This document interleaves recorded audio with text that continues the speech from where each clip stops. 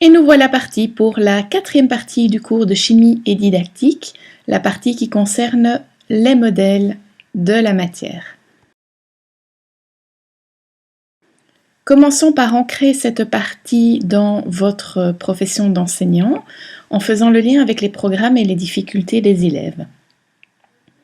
Ce chapitre s'inscrit dans la troisième année secondaire dans l'UAA1, Constitution et classification de la matière. Vous voyez ici sur l'écran les trois compétences qui sont travaillées et qui concernent les niveaux d'organisation de la matière, l'analyse du tableau périodique et les qualités limites et caractères évolutifs d'une théorie atomique.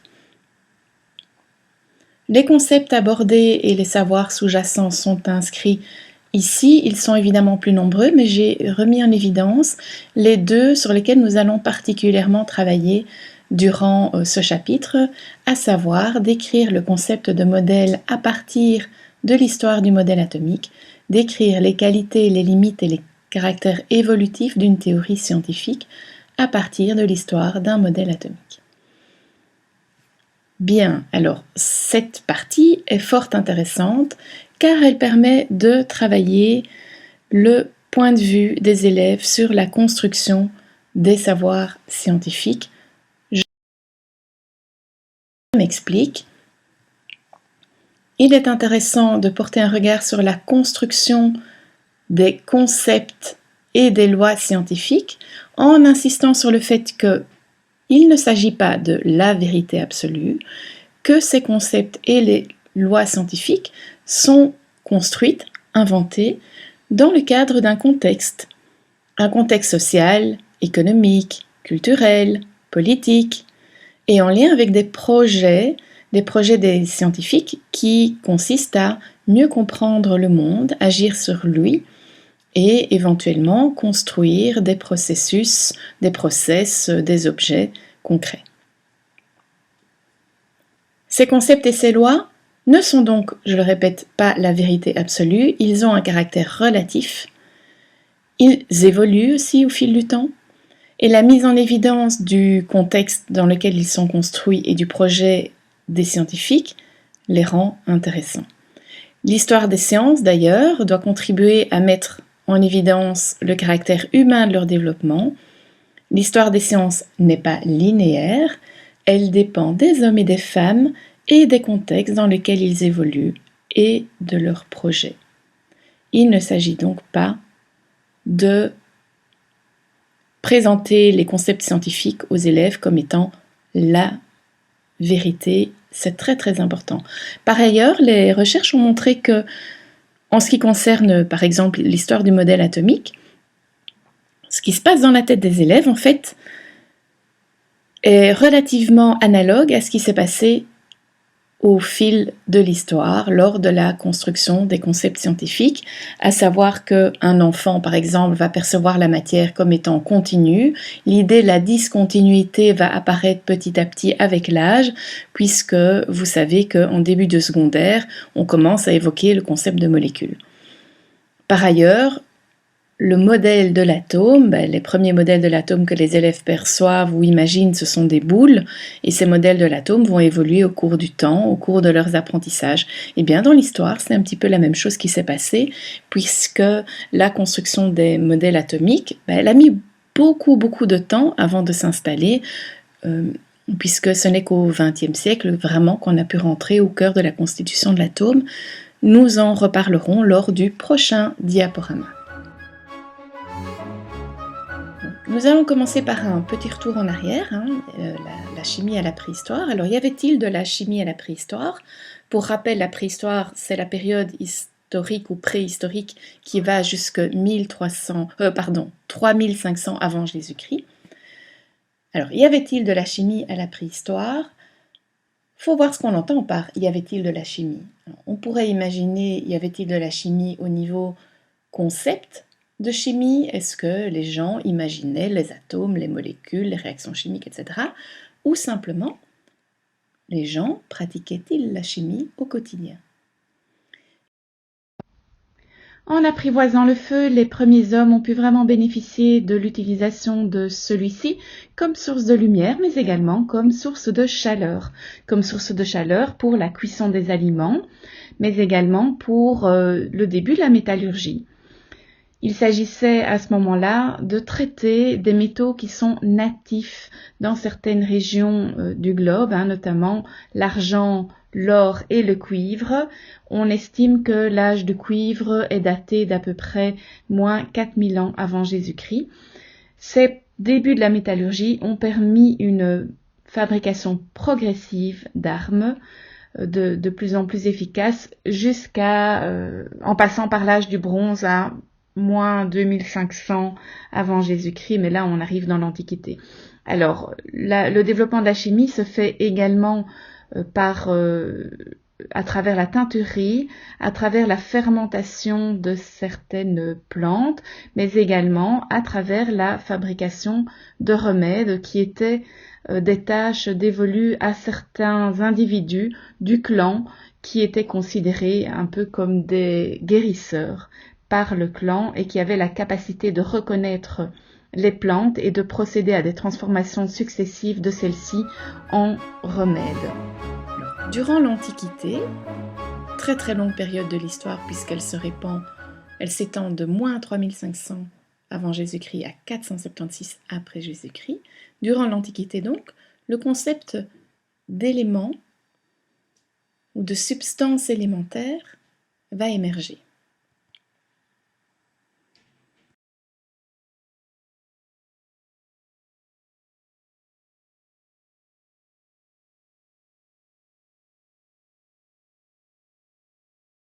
Elle va émerger essentiellement tout d'abord en Grèce.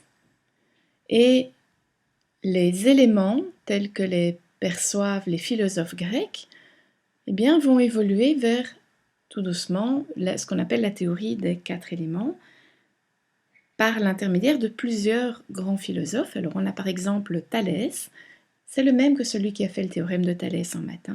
Pour Thalès, la substance élémentaire du monde était l'eau. Pour Anaximène, la substance élémentaire de l'eau était l'air.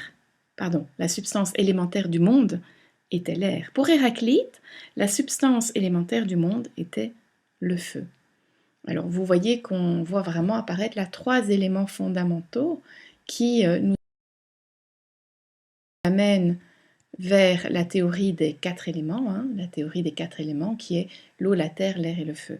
Alors souvent, on pense que c'est Aristote qui a fait émerger cette théorie des 4 éléments, mais en fait elle est antérieure à Aristote puisque c'est le grec Empédocle qui vient d'une ville sicilienne qu'on appelle Agrigente, qui lui imaginait que la matière était constituée de 4 éléments, 4 substances fondamentales, qu'il appelait également racines, l'eau, la terre, l'air et le feu.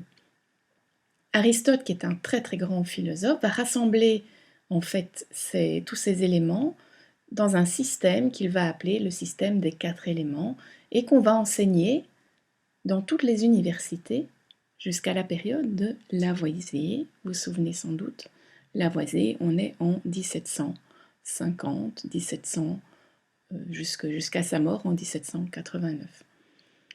Alors, cette théorie des 4 éléments va vraiment être très très importante parce que c'est la première fois qu'émerge l'idée que la matière est faite de quelque chose qui est élémentaire, qui est unique, qui est le fondement de toute chose. Et d'ailleurs, l'élément est défini par Aristote selon 3 manières différentes. Alors c'est vrai que la manière dont c'est formulé, c'est peut-être un peu compliqué parce qu'on est dans des traductions du grec ancien, mais je passe en revue les trois manières de le dire et puis vous verrez comment on peut analyser ça. Donc ce qu'Aristote disait, c'est que le corps auquel on aboutit en décomposant les autres corps, qui est présent en eux, en puissance, en acte, et qui est lui-même indécomposable en constituant spécifiquement distinct de lui. En effet, pour Aristote, l'élément, c'est ce à quoi on parvient en décomposant les corps, en quelque sorte. La deuxième définition qu'on retrouve, c'est l'élément est le fondement de l'être pour toute chose. Quand il dit toute chose, il entend toute matière vivante ou non vivante. Et il dit que c'est le fondement de l'être pour toutes les choses qui sont à l'origine première de leur devenir, aussi bien que le terme dernier de leur corruption, la substance demeurant présente et subissant de simples transformations. Donc ce qu'il veut dire par là, c'est que l'élément, c'est ce qu'on obtient après décomposition des corps, comme le premier point l'indiquait, mais c'est aussi ce que, en combinant des éléments, on peut obtenir des corps composés finalement. Alors le troisième point qui est évoqué ici, c'est que les éléments sont, donc le terme élément se dit du premier composant immanent d'un être et indivisible en parties spécifiquement différentes. Donc ce qui veut dire par là, c'est que l'élément, c'est l'origine de toute chose et il est indivisible. Donc il va considérer vraiment la matière comme étant continue. Par exemple, alors là il y a une petite analogie avec les lettres de l'alphabet, les éléments du mot sont les parties dont est composé le mot. Donc effectivement, le mot élément fait référence aux lettres de l'alphabet qui composent les mots. Et il y a une petite analogie là entre les éléments de la matière, c'est ce qui constitue la matière, et les lettres de l'alphabet, c'est ce qui constitue les mots et donc tout le message que ça peut véhiculer. On peut retenir donc trois éléments essentiels, éléments justement, c'est qu'on parvient aux éléments en décomposant les corps et qu'on ne peut pas décomposer davantage les éléments. L'élément est donc simple, c'est-à-dire qu'il ne contient pas d'autres substances. Et inversement, l'élément peut se combiner à d'autres substances et donner des composés. Voilà les trois points essentiels qu'on peut retenir des définitions d'Aristote. De plus, selon Aristote, la matière est continue. Alors il faut savoir qu'Aristote avait horreur du vide, parce que s'il y avait eu du vide, comme l'âme est constituée de matière, ça aurait signifié que l'âme des hommes serait constituée de vide, ce qui est pour lui absolument impensable. Voilà pour une série de grands philosophes qui étaient plutôt attachés à la vision élémentaire de la matière. Voyons à présent d'autres philosophes qu'on appelle les atomistes, qui ont vécu à peu près à la même période dans l'Antiquité, mais qui avaient une autre vision de la matière. Pour les atomistes, le mot atome vient du grec atomos, ce qui signifie insécable. Alors, le premier à en parler, ce n'est pas Démocrite, c'est Leucippe de Milet, toujours en Grèce antique, en 420 avant Jésus-Christ. Et cette idée a été reprise par le disciple de Leucippe de Milet, qu'on appelle Démocrite, à peu près 460 à 370 avant Jésus-Christ. Et ce que dit Démocrite, c'est que la matière est constituée de corpuscules en éternel mouvement et dotée de qualités idéales. C'est ainsi donc qu'il va définir la matière, c'est que la matière est constituée de corpuscules. Alors, ces corpuscules ont des caractéristiques bien particulières. Ces corpuscules, comme vous pouvez le voir, sont invisibles, insécables, pleins, éternels, entourés d'un espace vide, ayant une infinité de formes. Et donc, pour Démocrite, et pour tous les atomistes d'ailleurs, la matière est discontinue.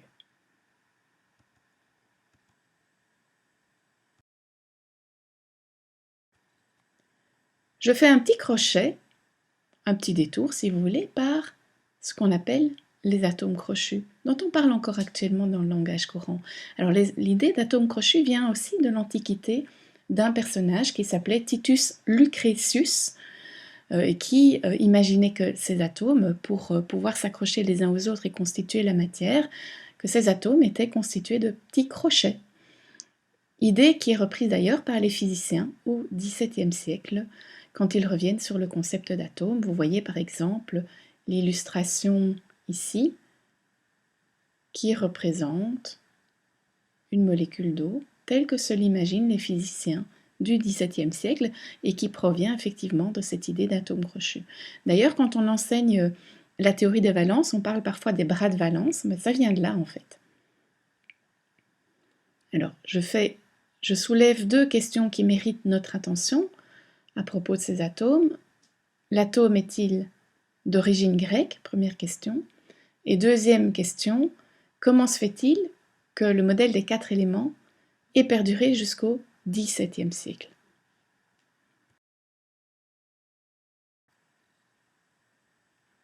Alors, à propos de l'atome et de l'origine grecque de l'atome, eh bien, si on consulte différents écrits, on retrouve cette idée-là en Inde. En Inde, les philosophes disaient que la matière était formée d'atomes indestructibles et que leur assemblage en choses visibles était dégradable au terme d'une période du monde. Les liaisons atomiques se dissolvent et puis après une phase de repos se réunissent en un nouveau monde. On peut imaginer là derrière également le concept de réincarnation qui marque fortement la religion hindouiste par exemple. Effectivement, on peut comprendre le concept de réincarnation comme le corps qui est constitué d'atomes va se dégrader, les atomes vont se séparer au terme d'une période de la vie et puis après une phase de repos vont se réunir en de nouveaux êtres, vont pouvoir refaire une autre matière lors de la décomposition des corps par exemple. Alors comme vous pouvez le voir, effectivement, l'atome n'est pas le monopole grec, il s'est développé ailleurs dans le monde. Alors chose qu'on avait déjà remarqué précédemment, les sociologues étudient ce phénomène-là, c'est que quand le cerveau humain, je parle de l'espèce humaine ici, quand le cerveau humain arrive à une certaine maturité dans son développement, eh bien on remarque qu'à différents endroits dans le monde émergent différentes techniques, différents outils, différentes théories. Par exemple, le feu, l'invention du feu, on a longtemps cru que c'était un peuple d'Afrique qui avait découvert le feu, et puis petit à petit, lors des différentes recherches archéologiques, on s'est rendu compte que, en fait, le feu a émergé dans différentes peuplades humaines qui étaient éloignées les unes des autres, à la préhistoire évidemment, sans qu'il n'y ait eu de lien entre elles. Donc c'est comme si le cerveau avait acquis la maturité suffisante que pour pouvoir imaginer, créer certains outils ou certaines techniques. Ici, la philosophie atomique pourrait effectivement s'expliquer, le fait qu'elle se soit développée à différents endroits du monde au même moment pourrait s'expliquer de cette façon-là également. Alors, je fais un petit zoom sur ces deux théories dont je viens de parler. Les deux premiers modèles de la matière, si vous voulez, ce sont les deux premiers modèles qui sont souvent enseignés en début de secondaire, notamment en troisième secondaire, la théorie atomique de Démocrite et la théorie des 4 éléments d'Aristote, qui, comme vous le voyez, se sont développés en Grèce antique à peu près à la même période, donc environ 300 ans avant Jésus-Christ. Si nous comparons ces deux théories, je vous les affiche. Vous pouvez déjà remarquer les deux schémas en dessous. On voit très bien ici la discontinuité de la matière et la continuité de la matière. Alors comment on peut expliquer le fait que l'un et l'autre pensent différemment à ce niveau-là? Eh bien parce que pour Démocrite, la matière est faite de particules infiniment petites qui sont séparées par du vide, et donc la matière forcément est discontinue. Et comme je vous l'ai dit tout à l'heure, selon Aristote, le vide n'existe pas. Et donc il ne peut pas imaginer autre chose qu'une matière continue, parce que si la matière était discontinue, c'est comme s'il y avait du vide dans le corps humain, dans l'âme humaine. C'est absolument impensable pour Aristote. Alors pour Démocrite, l'atome est indivisible, par définition, atomos indivisible, insécable. Les atomes sont tous identiques.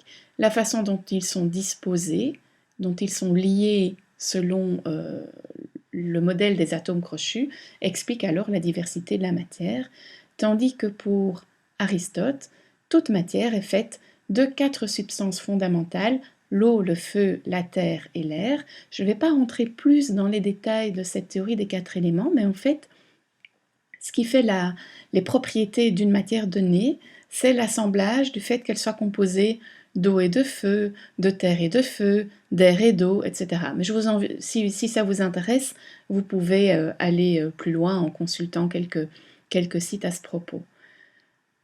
Alors ensuite, après cette période antique très très riche au niveau philosophique, eh bien, on a une période qui est le Moyen Âge. Et là, en Europe, on aurait tendance à dire ah ben, au Moyen Âge, il ne s'est pas passé grand-chose. En fait, non. Peut-être pas ici en Europe, mais ailleurs, oui, et donc on va y revenir.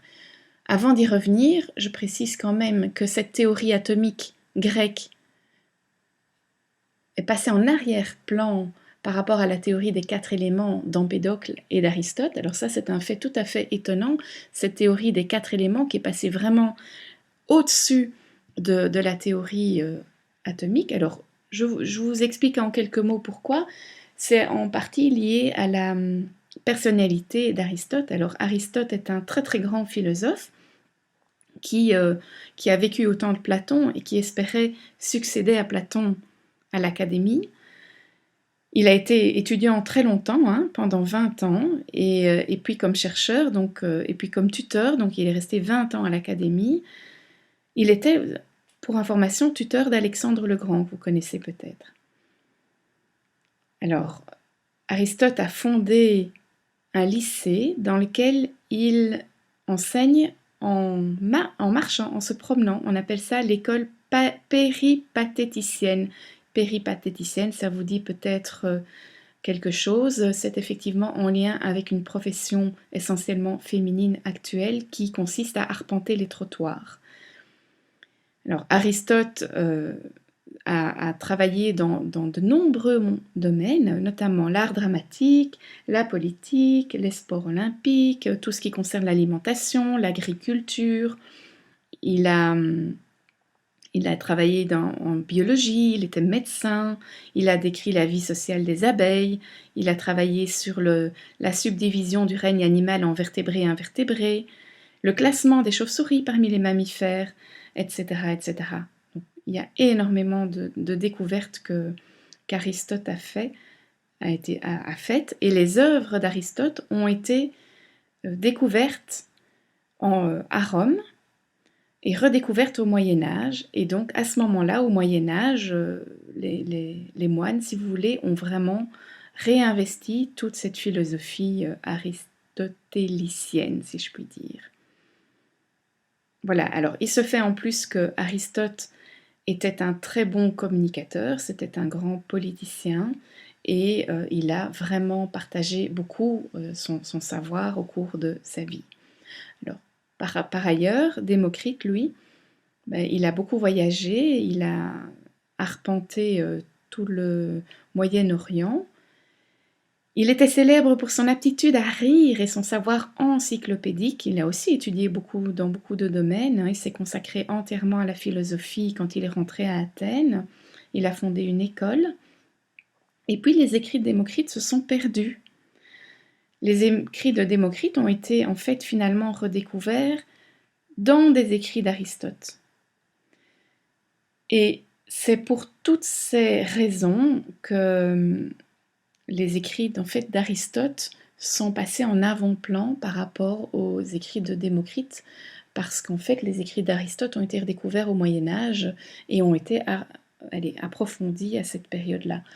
Donc c'est lié au fait qu'on avait du mal à garder les documents de toute cette période. Enfin voilà, je clôt la parenthèse pour expliquer ce phénomène-là, mais c'est quand même vachement étonnant que cette théorie atomique, en fait, elle est passée dans l'oubli quand même jusqu'au XVIIe siècle, quoi.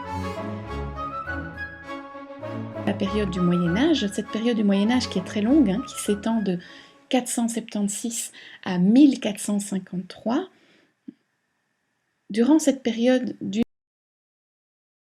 Moyen-Âge, eh bien, on ne peut s'empêcher de parler d'alchimie, évidemment, puisque l'alchimie, c'est vraiment le début de l'alchimie, si vous voulez. Alors, je retrace quelques faits importants, c'est qu'au IVe siècle, les Chinois maîtrisent la poudre à canon, maîtrisent les feux d'artifice, les Égyptiens maîtrisent la momification des morts, l'obtention des métaux précieux. On connaît bien, on a tous en tête ces images de sarcophages richement décorés. Et le mélange de cette tradition philosophique grecque dont on a parlé précédemment et des techniques érudites des Égyptiens, et inspirées également des Chinoises, a donné naissance à ce qu'on appelle l'alchimie. Alchimie qui en fait vient de alchemia, qui est un précurseur très honorable de l'alchimie, de la chimie. On verra pourquoi. Au XIIe siècle, les conquérants arabes découvrent l'alchimie en envahissant l'Égypte. Ils découvrent l'alchimie, ils découvrent donc toutes les théories, toutes les techniques égyptiennes, et notamment la transmutation des métaux, la pierre philosophale, les élixirs et également tout ce qui concerne la momification, les métaux précieux, etc. Alors, ces invasions arabes qui sont très très importantes pendant le Moyen-Âge arabe vont toucher également l'Europe. Alors, il se fait que le Moyen-Âge arabe est extrêmement riche en découvertes scientifiques, au niveau notamment des mathématiques. On le sait, par exemple, l'algèbre, ça vient en partie du monde arabe, et il y a énormément de découvertes scientifiques durant le Moyen-Âge arabe. Durant cette période, en Europe, nous, il n'y a pas grand-chose qui se développe au niveau scientifique. Les moines traduisent les écrits d'Aristote et font quelques expériences, mais c'est vraiment pas riche au niveau des découvertes. Par contre, lorsque l'alchimie arrive en Europe lors de l'invasion des musulmans jusque notamment Poitiers, et notamment en Espagne également, eh bien, cette alchimie va rentrer en Europe par l'intermédiaire de la traduction des travaux arabes. Je vous invite à regarder la vidéo dont le lien s'est affiché là sur la dia, si vous voulez en savoir plus sur l'alchimie. Je fais quand même un petit focus sur certains points qui me semblent intéressants, notamment sur le symbolisme et sur les grands objectifs de l'alchimie. Vous savez que un des grands dessins de l'alchimie, c'est de transformer les métaux vils en métaux nobles, tels que l'or, pour accumuler de la richesse et du pouvoir. Et cette théorie est souvent assimilée à des démarches secrètes, anciennes, qui sont marquées d'ésotérisme et d'occultisme. Notamment au niveau du symbolisme, puisque l'alchimie du Moyen-Âge n'est pas communiquée de manière large, et surtout traduite en symboles. Et là, vous avez quelques symboles qui apparaissent et qui montrent les liens entre le microcosme et le macrocosme. Par exemple, je prends le plomb que vous voyez. Alors, où est le plomb? Le plomb est ici en dessous. Le plomb qui a la couleur un peu métallique, un éclat métallique, mais un peu jaune, plombé, un peu comme Saturne en fait. On retrouve également le fer, la planète rouge, la couleur rouge du fer, qui est mis en lien avec le dieu grec, le dieu de la guerre, Mars, et qui actuellement sert de symbole pour les hommes. Et on retrouve également Vénus, le cuivre, le symbole de Vénus, avec cette couleur un peu jaune cuivré, comme on dit, qui est en lien avec le symbole féminin actuel. Donc on voit que le symbolisme de l'alchimie du Moyen-Âge, en fait, a perduré au fil des siècles. Alors l'alchimie du Moyen-Âge, au-delà des symboles, c'est aussi beaucoup de techniques, puisque l'alchimie du Moyen-Âge est marquée par le développement, par exemple, des techniques de séparation, de l'observation, de nombreuses expérimentations, de la mesure, de même la classification des éléments. Et lors des expérimentations, en fait, on voit apparaître toute une série d'instruments, de verreries, comme l'alambic. On retrouve le hal, l'origine arabe d'ailleurs, mais aussi les systèmes pour faire de la distillation, etc. Donc l'alchimie du Moyen-Âge, c'est une période arabe extrêmement riche, qui en fait est venue enrichir l'Europe lors des invasions, et c'est vraiment un précurseur de la chimie. Alors par contre, où sont les théories atomique et la théorie des 4 éléments là-dedans, ben voilà, essentiellement la théorie des 4 éléments était récupérée, la recherche de l'élément originel, de la substance originelle, était présente en arrière-plan, mais il n'y a pas du tout encore de conceptualisation d'atomes ou d'éléments comme on l'entend actuellement. On est davantage dans de l'expérimental durant l'alchimie du Moyen Âge. Voilà, ceci clôture le diaporama sur la partie préhistoire, antiquité et Moyen Âge. Je vous invite à placer ces éléments sur votre ligne du temps, à tenir compte des longueurs des périodes sur votre échelle de ligne du temps. Vous allez voir que vous allez devoir trouver des astuces par la suite pour tenir compte de ces échelles dans votre ligne du temps. Notez également les grands éléments, peut-être les faits marquants aussi, ou les contextes historiques ou scientifiques qui sont liés au développement des théories dont je viens de parler.